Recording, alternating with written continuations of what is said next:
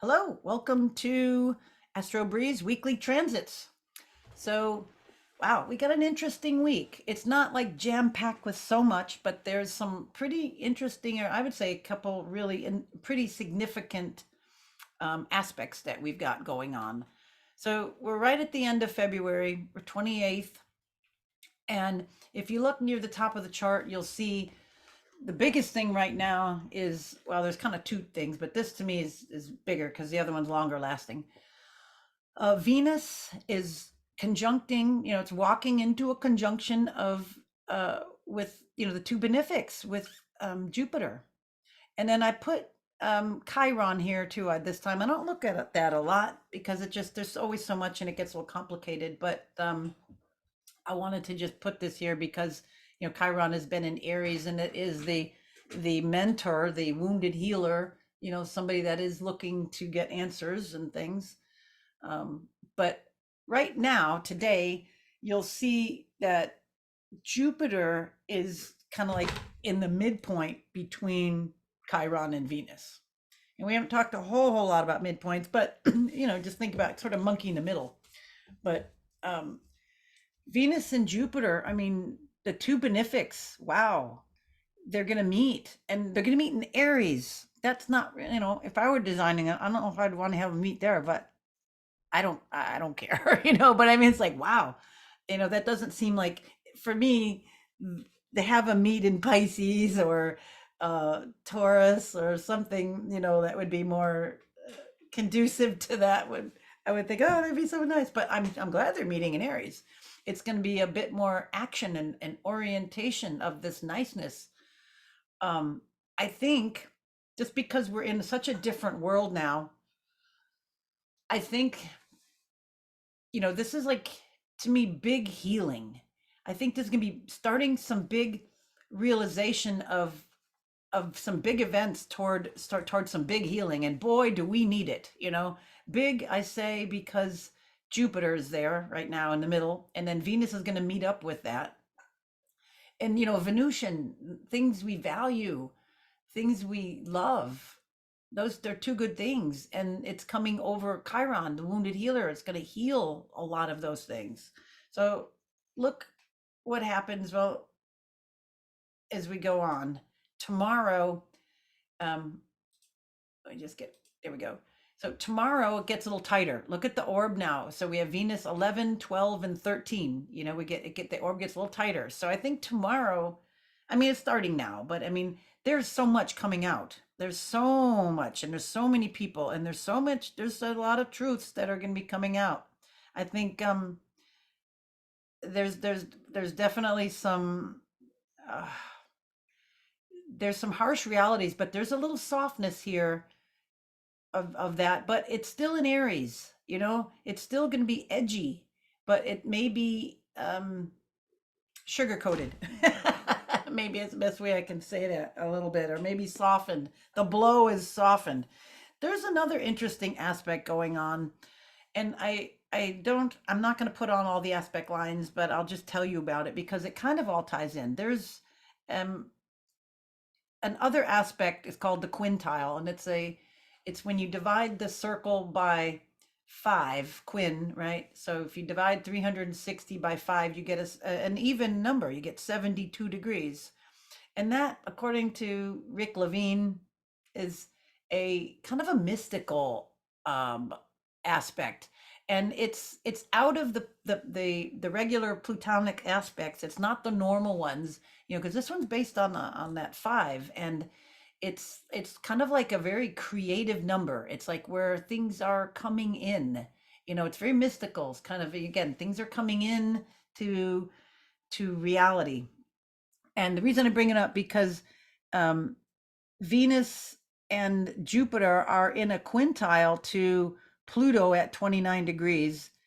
Um, and um, it's it's got a very interesting, you think Pluto, the depths of things, right? All that crap with Pluto. And then, Venus just recently went over it and there was a lot of reveals. But with Venus in, how can I articulate this? Venus and Jupiter, those benefics are together in Aries. They want to get stuff going.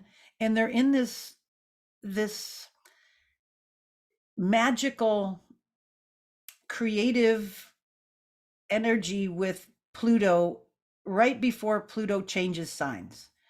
So I kind of looking at that intuitively, and I feel, I mean, and you have to look at this stuff and then try to interpret this. So to me, this is softening a lot of the stuff for people to understand. We are at a real difficult place in our world right now. I mean, we're on the brink of a lot of evil things. But some things like this are, how do I say it? It kind of lets me know that there is divine guidance, that there is a higher hand in the chart. I mean, in the world, in this system that is guiding us, kind of through all these events. This is a kind of a little mystical thing. So Venus and Jupiter, not only there with Chiron, like I was mentioning, you can see it here that that wounded healer, they're conjuncting all of that. But as they do that, all of that is quintiling Pluto. So to me, this is huge. Again, there's not a lot this week, lot, but there's a couple things that are really heavy hitters, and I think this is one of them. And again, because of that odd quintile, it's a magical thing. And it's not something that we can see, all the time, but it's part of that. It that ratio. It's based on the golden mean. It's based on that sacred spiral of how a lot of matter unfolds in our universe. So that's what makes it unique because of that. That five pointed, um, that 72 degrees, the five pointed star or pentagram or whatever you want to call it, is the orbit of Venus in its retrograde cycle. It takes Venus 8 years to do the 5 retrogrades before it's back to where it was, and it does it every 72 degrees. We'll have to go over that sometime, but if you look at it, it would describe, from a certain point in space, you would see this beautiful flower pattern that Venus makes. It describes, in 8 years, it goes through these, it's retrograde, and then it makes like a five-pointed star, and it makes it in that order. It's like if you were to draw a five-pointed star. It's fascinating. But anyway, so if you take that 5/8, you would get the golden mean. It's like 1.62 something. And then if you also took the orbit of Venus, how many days? It's like 220, I forget, 224, 2020, 226, and you divided it into um the uh the days of the earth, 365 to go around the sun, you would get that same ratio, that 1.625. You'd get the golden mean. So that is what makes that magical. That's why I thought I'd spend just a hair of time explaining that, because it's not, you can't always see these things. I mean, we're always pretty much going on those Ptolemaic aspects, which are the conjunction, square, opposition, trine, the Ptolemaic aspects from Ptolemy. But these are some of the ones that are kind of odd and we don't always talk about, but they're there nonetheless. And this is, kind of one of these rare events where we have these two planets conjuncting and all going over Chiron. All right. That being said, we have the magical next few days. And if you have anything, at those degrees in your chart, be open. Woo! Also, we're seeing here now, it's March 1st, we're seeing down here Mercury conjuncting Saturn. I'm going to go the next day. So on March 2nd, we have the exact conjunction of Venus and Jupiter. And then look now, Venus is in the middle. So one other thing I want to say about these, they're going to be switching places, and then when Venus goes over Chiron, Chiron will be in the middle. So all of them will occupy the midpoint of each other, which is very interesting. And it's that quintile to Pluto. And, we have the Pluto having it, making a semi-sextile to this Mercury Saturn conjunction. Okay, all of that noise, the Mercury Saturn conjunction, and then having that 30-degree angle away from Pluto, all of those little Jose's, we've got information coming out. And then it's funny that Mercury, and it's at the end of the degree before it changes sign. I mean, it conjuncting Saturn at 29 degrees before it changes signs. Um, so we got this hanging on these critical 29 degrees. Ooh, that's just kind of, more stuff from the depths. And that's why we need that softening. I think there's going to be some big stuff. And I certainly hope so. We really need to see a lot of these bad people brought to justice. We need to see people, you know, brought to prison. We need to start seeing some of this. So we need to see justice done. And that's what I kind of think. Venus in Jupiter in Aries with Chiron is kind of indicating. It's like, war isn't pretty, and taking out the perpetrators, taking out the bad guys. People need to see that, taking them out and getting rid of the scum that's causing us so much heartache on this planet, the evil that's behind all this. So I think this information is bubbling up. It just can't not. Um, interesting, interesting. All right, moving on. March 3rd. What other notes I got here? That's a big one, but what do I got on this? I said the Saturn one, that's going over there on the 3rd. How do I want to say it? I was going to show you something else. Um, do. If I could put that on real quick. No, I don't want to confuse you. Okay, so sorry, this is in my own thoughts here. All right, so we've got Friday coming in here now. We've got the Chiron in the middle of this. So we've got this energy of all this stuff coming up for days. I think it's starting now. As Venus approaches, is on the approach of a Jupiter. Now, before I forget, look out in the sky the next few nights in the western sky, and you'll see those two planets conjunct. And they've been getting closer and closer, and they'll be real close. And then you'll see Venus pass Jupiter. Okay, so kind of note which one, the brighter one, is it on top or bottom? And then you'll see that, it will change. You're not going to see Chiron out there, but you'll see them switch. And then as Venus passes, that distance will start increasing again. Okay, so that's what you'll see in the next few days. It'll be beautiful. I've been watching them get closer together. So, and then the moon, the beginning of this week, like actually, let's see where it was.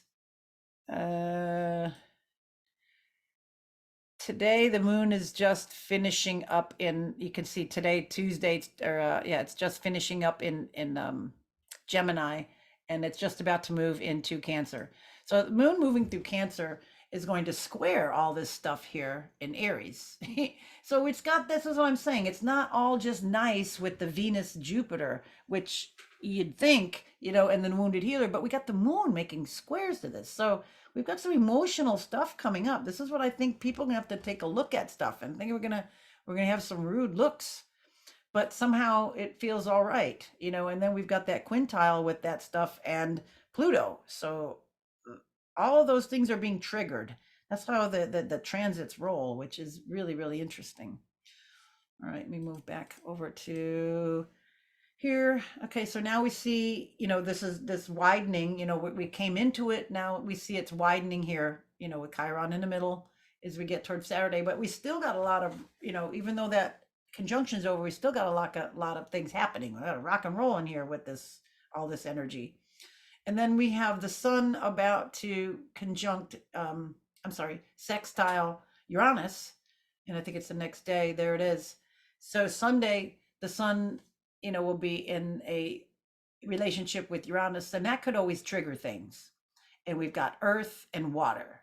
So, even though it's a nice aspect, that could, we could have a lot of different weather related things there, but we could also have that with the mundane astrology.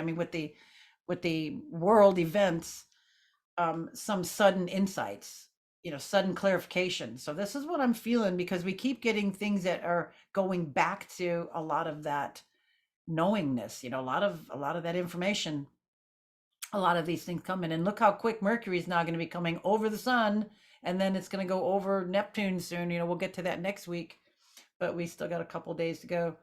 What else? Anything up here that I wanted to point out? No. Okay. So Monday, coming into Monday, we see Chiron is still in the middle, although Venus is now getting a little further away, that distance is kind of shifting, but we still have that happening. Mercury's gone over Saturn, so we've got that changing, but then we also have Mercury now making a trine to the south node and a sextile to the north node. So Mercury, those are destiny, that's information, communication about stuff there, the nodal, the aspect, where we're going, what are we coming from, where are we going to, and that's are also karmic, karmic events and things. So Mercury making that aspect on Monday. I think we're in for a lot of stuff the next week, a lot of information, a lot of world events, a lot of news.